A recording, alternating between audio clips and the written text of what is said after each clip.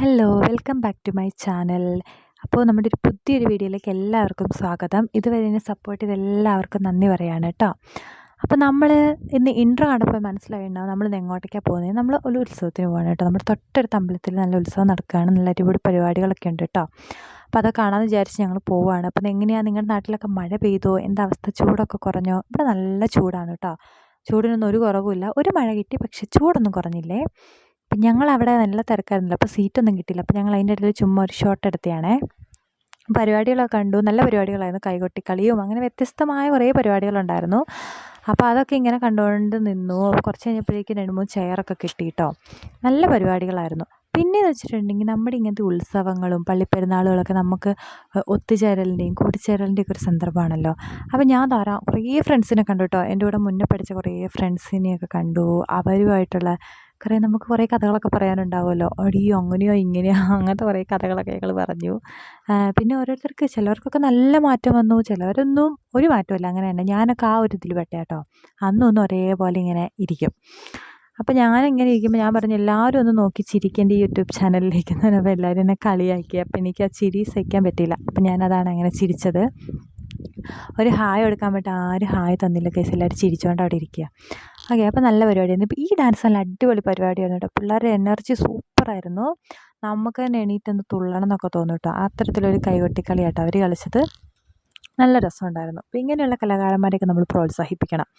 നമുക്ക് ഒട്ടും ബോറടി തോന്നിക്കാത്ത രീതിയിലുള്ള ഇതല്ലേ. അപ്പോൾ എല്ലാം നല്ല പരിപാടികളായിരുന്നു കേട്ടോ. അപ്പോൾ ഞങ്ങളുടെ ഫ്രണ്ട്സിനെ കണ്ടു. പിന്നെ എന്തുവാ, നമ്മുടെ ഓരോരോ എല്ലാ ആൾക്കാരെയും കാണുകയല്ലേ, നമ്മുടെ നാട്ടിലുള്ളതും വീട്ടിലുള്ളതും. അപ്പോൾ കുഞ്ഞുഞ്ഞതാ അവിടെ ഒരു ബലൂണൊക്കെ പിടിച്ചിരിപ്പുണ്ട്. അവൻ ഉറക്കമൊക്കെ എണീച്ചതാണ്. അപ്പോൾ ചെറുതായി മഞ്ഞൊക്കെ തുടങ്ങിയപ്പോൾ തൊപ്പി വെച്ച് കൊടുത്തു.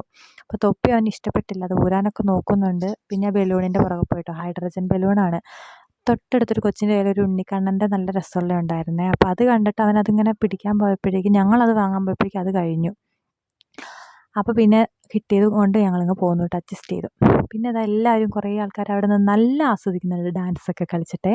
പിന്നെ നമ്മൾ ലാസ്റ്റത്തെ 2 ദിവസമാണ് കേട്ടോ ഉത്സവത്തിന് പോയത്. അപ്പോൾ ഇത് രണ്ടാമത്തെ ദിവസം, ഇത് ലാസ്റ്റ് ദിവസത്തെയാണ് ഈ ചാക്യാർകൂത്തൊക്കെ. അപ്പോൾ ഇതൊക്കെ കാണുന്നത് എനിക്ക് ഭയങ്കര ആഗ്രഹമായിരുന്നു.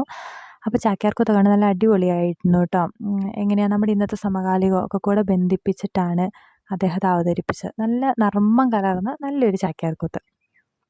പിന്നെ അത് കഴിഞ്ഞപ്പോഴേക്കും താലം വന്നു കേട്ടോ. താലമല്ല, എഴുന്നള്ളത്ത് വന്നു.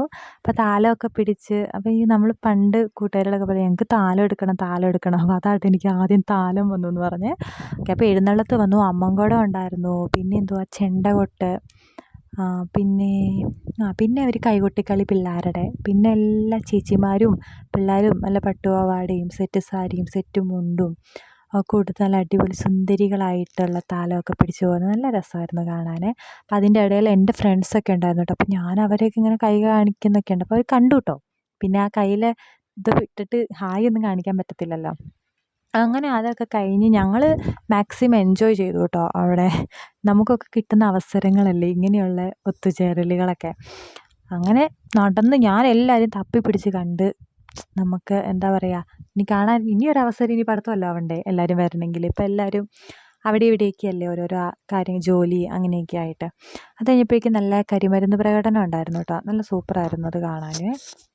കുറേ നേരമൊക്കെ ഞാൻ മേലോട്ട് നോക്കിയിരുന്നപ്പോഴേക്കും എനിക്ക് പിന്നെ കഴുത്ത് വേദനിക്കാൻ തുടങ്ങിയപ്പം ഞാൻ പിന്നെ കുറച്ച് നേരം അവിടെ ഇരുന്നു. കുഞ്ഞുഞ്ഞ് പിന്നെ 2-3 എണ്ണം നോക്കി. പേടിയൊന്നുമില്ലായിരുന്നു, പക്ഷെ അവനൊരു ഇൻട്രസ്റ്റ് ഇല്ലാത്ത പോലെ. അപ്പോൾ എല്ലാവർക്കും എൻ്റെ കുഞ്ഞു വ്ലോഗ് ഇഷ്ടപ്പെട്ടു എന്ന് വിശ്വസിക്കുന്നു കേട്ടോ.